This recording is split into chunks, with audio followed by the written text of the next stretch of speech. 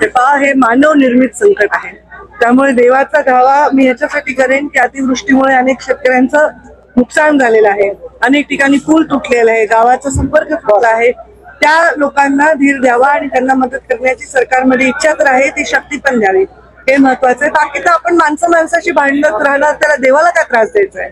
बंजारा समाजाच्या एसटी प्रवर्गात आरक्षण त्यांच्या मागणीमध्ये न्याय आहे. ते त्यांना वाटतं की गॅजेट जर यांना लागू राहिलं एका समाजाला तर आम्हालाही लागू करावं, पण ह्याला संविधानाच्या चौकटीमध्ये बसेल तेच निर्णय फायनल होत असतात. आपल्या महामानव बाबासाहेब आंबेडकरांनी इतकं स्ट्रॉंग संविधान या देशाला दिलंय की कोणी माणूस सामाजिक पद्धतीने मागासलेपणाचा शिकार होऊ नये असं ते बनवलेलं आहे. जे होईल ते आता संविधानिक पद्धतीने होईल.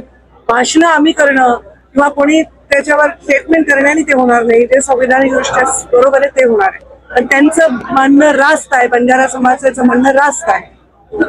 मला संधी द्या अशी मागणी धनंजय मुंडे यांनी केली. योग्य वेळी संधी देऊ.